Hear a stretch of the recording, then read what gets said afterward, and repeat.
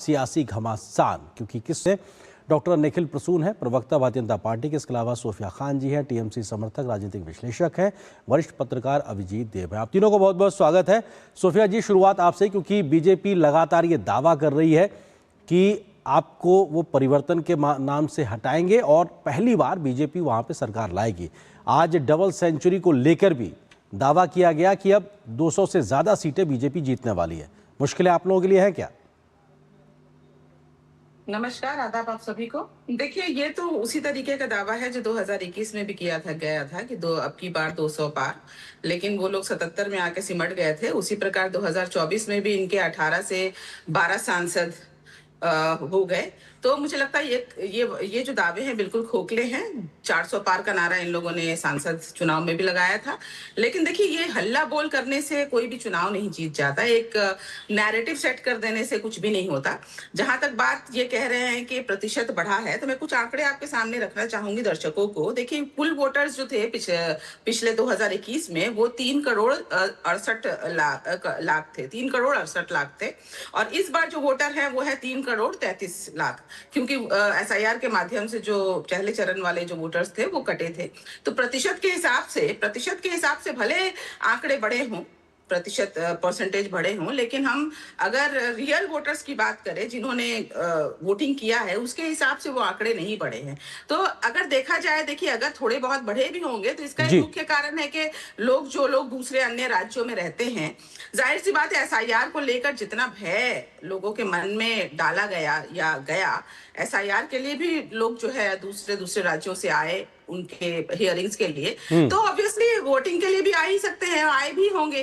और तो जितने भी लोग आए हैं, आपका विश्वास है कि वो मतदान आपके पक्ष में ही हुआ है, मतलब टीएमसी को गया है वो बढ़ा हुआ मत प्रतिशत? जी, ये मैं उस आधार पर नहीं कह रही हूँ। डेफिनेटली ये जो मतदान है वो हमारे पक्ष पे गया है, लेकिन ये लोग जो कह रहे हैं कि बम्पर वोटिंग हुई है, इसलिए उनको लगता है कि वो लोग जीत रहे हैं, तो बम्पर वोटिंग वाली नैरेटिव बिल्कुल फॉल्स है। वो ठीक है निखिल जी, बम्पर वोटिंग के चलते जो नैरेटिव आप खड़ा करने की बात कर रहे हैं वो फॉल्स है। दूसरी चीज ये, आप लोग पहले भी कई बार दावा कर चुके हैं कि साहब 21 में ही आपका दावा था, वो एक तरीके से काम नहीं आया। इस बार भी आपका दावा काम नहीं आएगा, टीएमसी साफ तौर से आपको खारिज कर रही है।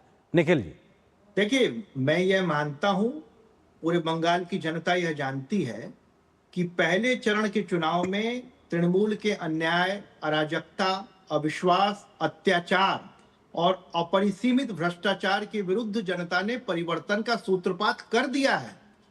अब रिजल्ट आना बाकी है और 29 तारीख का जो चुनाव होगा वो तृणमूल के ताबूत में आखिरी कील की तरह साबित होगा।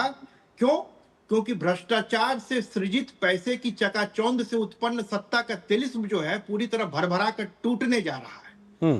पहली बात ये। दूसरी बात ये है कि पहले चरण का चुनाव में मैं यहां उद्भेदित करना चाहूंगा कि करीब 24 लाख से ज्यादा वोटर्स जो कि पिछले 2021 के चुनाव में इन सीटों पर उन्होंने अधिक संख्या में मतदान किया है। पिछले चुनाव में 24 लाख कम वोटरों ने इन सीटों पर अपना मतदान किया था। 18 लाख नाम कटे, फिर भी 24 लाख वोटर ज्यादा उन्होंने मतदान किया।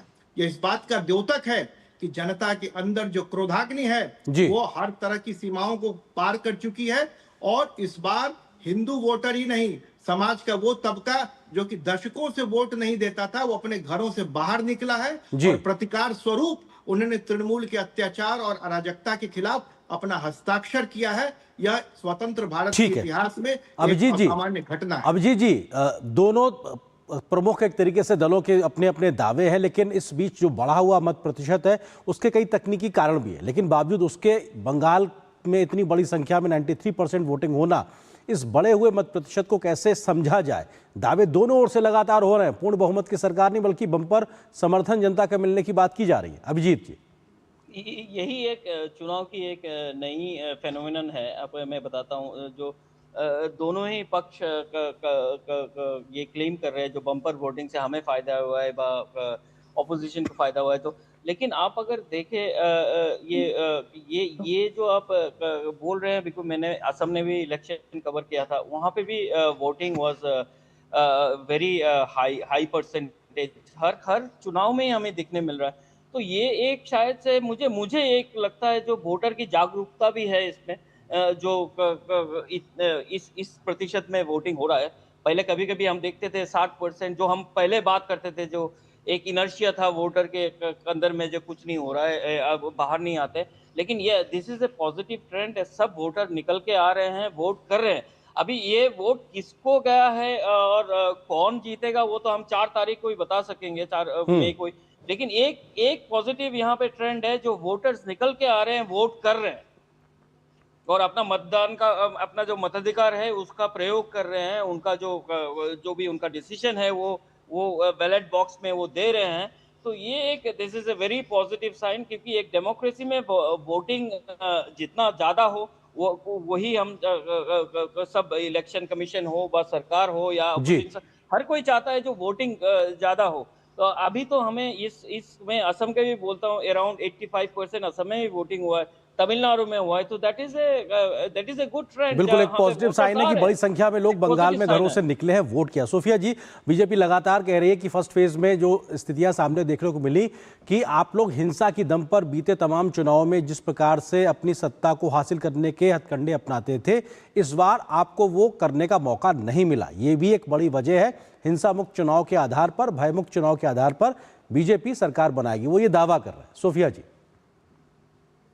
देखिए, चुनाव तो पहली बार पश्चिम बंगाल में नहीं हुआ है, ना ही चुनाव केंद्र बल भी पहली बार नहीं आए हैं। चुनाव आयोग पहले भी थे और केंद्रीय बल भी पहले भी होते रहे हैं, लेकिन उस वक्त कोई भी हिंसा, ये जैसा कहते हैं कि हिंसा हिंसा हिंसा, तो इस बार क्यों नहीं हुआ? क्योंकि इनके पास मुंह ही नहीं है कुछ कहने के लिए, क्योंकि ये जानते हैं कि इस बार जिस तरीके से चुनाव आयोग ने काम किया है वो डेफिनेटली एक भाजपा के क्लर्क बन के काम किया है। खैर, बहरहाल वो सब बातों को जाने दीजिए। लेकिन देखिए, पश्चिम बंगाल में महिलाओं ने पहले चरण में लगभग 2 करोड़ महिलाओं ने जो पोलिंग की है ना, ये अपने आप में ये दर्शाता है कि महिलाओं की फेवरेट जो है हमेशा ममता बनर्जी रही हैं, क्योंकि ममता बनर्जी ने जुमलों में नहीं बल्कि वाकई में जमीनी तौर पे जो महिलाएं हैं, जो ग्रास रूट लेवल की महिलाएं हैं, या हम कहें कि हमारी इवन सदन की महिलाएं, सबको सशक्त किया है। सदन में भी हमारी जो बिना किसी आरक्षण के 38% महिलाएं सदन में वो हमारी हैं, तृणमूल कांग्रेस की हैं। और अगर हम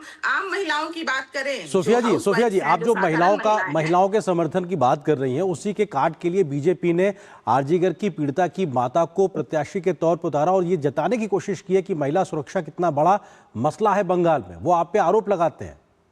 देखिए, ये तो संदेश खाली में जो रेखा पात्रा जी थी, वो भी कहीं ना कहीं ये कहते थे कि वो विक्टिम है और उनको भी जो है राजनीति में उतारा गया था, उनको भी कैंडिडेट बनाया गया था 2024 में, लेकिन वो हार गई। वो क्यों हारी, अपने आप में समझ में आता है कि सांच को आँच क्या। तो अभी डेफिनेटली देखिए, मैं उनके बारे में कुछ नहीं कहूंगी। अभया की जो माता जी हैं, उनके अपने विचार हो सकते हैं, हमारी संवेदनाएं उनके साथ है, और अगर उन्होंने ये सही रास्ता चुना है तो मुझे लगता है कि उनको कम से कम मोदी जी से जरूर पूछना चाहिए कि जब अपराजिता बिल ममता बनर्जी ने उनकी ही बेटी अभया को लेकर जब 15 दिन के अंदर मांग की थी अपराजिता बिल को पास करके, ताकि फांसी लग जाए और जल्द से जल्द फास्ट ट्रैक कोर्ट में काम किया जाए और ऐसे लोगों को दंड दिया जाए, तब तो मोदी जी ने या सीबीआई ने या किसी ने भी इसकी सुनवाई नहीं की। ये मुझे लगता है कि हमारी अभया की माता जी को जरूर पूछना चाहिए। जी निखिल जी, सवाल यही है कि वो ये कह रहे हैं कि साहब जन समर्थन महिलाओं का खासतौर से टीएमसी के साथ है, दीदी के साथ है। आप लोग भले ही वायदों में, नारों में दिखाई पड़े, लेकिन जमीन पे दीदी दिखाई पड़ती हैं। निखिल जी, देखिए, पहले जो चुनावी हिंसा की जो बात हुई, मैं कुछ आंकड़े दे दूं। 2011 में 17 लोग मारे गए, 2016 में 12 लोग, 2018 पंचायत में 75 लोग मारे गए, 2023 के पंचायत में 55 लोग मारे गए, 2024 के लोकसभा में 10 लोग। सोफिया जी प्लीज, आपको उन्होंने नहीं टोका। सोफिया जी, आपके बीच में किसी ने नहीं बोला। सोफिया जी प्लीज, थोड़ा सा प्लीज। हाँ देखिए जी, हाँ बोलिए। मैं ये कहना चाह रहा हूं कि चुनाव आयोग की सतर्कता की वजह से और बंगाल की महान जनता की सतर्कता की वजह से अगर इस चुनाव में पहले चरण में एक व्यक्ति की भी प्राण हानि नहीं हुए, वो बंगाली जो इतने लोग जो मरे वो तो बंगाली ही थे, तो कोई भी प्राण हानि ना हुई, इसलिए हम लोग चुनाव आयोग को बधाई दें। उल्टे चुनाव आयोग किसका क्लर्क है? क्या अगर क्लर्क कहें और इतने लोगों की प्राण बच जाए तो मुझे लगता है चुनाव आयोग को भी आपत्ति नहीं होनी चाहिए। भाई हम लोग बंगाल की जनता के सेवक हैं और इस बार एक अभूतपूर्व चुनाव है। रही बात महिलाओं की, देखिए सबसे बड़ी बात यह है कि महिलाओं को लेकर के महिला सुरक्षा एक बहुत ही बड़े मुद्दे के रूप में इस बार आया। 2023 का एनसीआरबी का डेटा कहता है करीब करीब 30,000 महिलाओं के खिलाफ सबसे ज्यादा अत्याचार हुआ। एसिड अटैक की संख्या सबसे ज्यादा यहाँ है। यहाँ जो महिलाओं के खिलाफ जो दुराचार होते हैं उसे कहा जाता है साजानो गॉल पाचे, मतलब फैब्रिकेटेड स्टोरी है।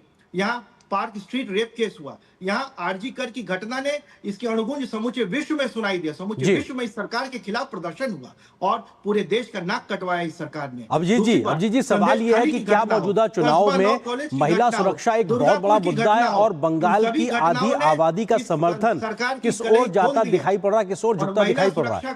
ठीक है निखिल जी, इस मुद्दे को आगे बढ़ाते हैं अभिजीत जी के साथ में। ठीक, अभिजीत जी, महिला सुरक्षा का मुद्दा जी। जो रियल इश्यूज थे, 15 साल से तृणमूल की सरकार थी, यहाँ पे है 3 टर्म, और ये जो एंटी इनकम्बेंसी का एक फैक्टर था वो शायद से कहीं पे गायब हो गया। और अभी मुद्दे आप देखिए, इलेक्शन में घुसपैठियों को लेके मुद्दा उठा, फिर जो आरजी कर का इशू आप बोल रहे थे, जब कोलकाता में इसको लेके काफी बवाल हुआ, लेकिन इलेक्शन में ये काफी लेट आया। वो मैं बोलता हूँ जो 2-3 चीजें हैं जो मुझे लग रहा है ये इलेक्शन में, अभी कौन जीतेगा कौन हारेगा मैं बोल नहीं सकता हूँ, लेकिन जो मुद्दे फोरफ्रंट में रहने चाहिए थे वो पीछे चले गए। जैसे कोई भी गवर्नमेंट अगर 3 टर्म के लिए है, एक एंटी इनकम से इनको होगा, ये नॉर्मल प्रोसेस है इलेक्शन माने गवर्नेंस का, लेकिन ये सब मुद्दे सामने नहीं आए। सामने आया मच्छी कौन खाएगा, और फिर उसके बाद आया अगर ये सब बात पहले आया, तो मुझे ये लग रहा है जो रियल मुद्दे थे वो कहीं पीछे छूट गए हैं। और इलेक्शन अभी सेकंड फेज में इस लेवल पे आ गया है जहां से बीजेपी भी बोले और तृणमूल भी बोले, तो एक फीस्ट फाइट जैसा हो रहा है। बिल्कुल, अब ये देखना दिलचस्प होगा कि दूसरे दौर में भी वोटिंग का परसेंटेज कितना होता है और 4 तारीख को नतीजे किसके हक में जाते हैं, किसकी सरकार बनती। फिलहाल वक्त इतना ही है। आप तीनों मेहमानों का बहुत शुक्रिया हमारे साथ जुड़ने के लिए, वक्त साझा करने के लिए शुक्रिया। और यहाँ पर एक छोटे से ब्रेक के लिए रुकते हैं। ब्रेक के उस पार जब वापस आएंगे तो आपको खबर दिखाएंगे कि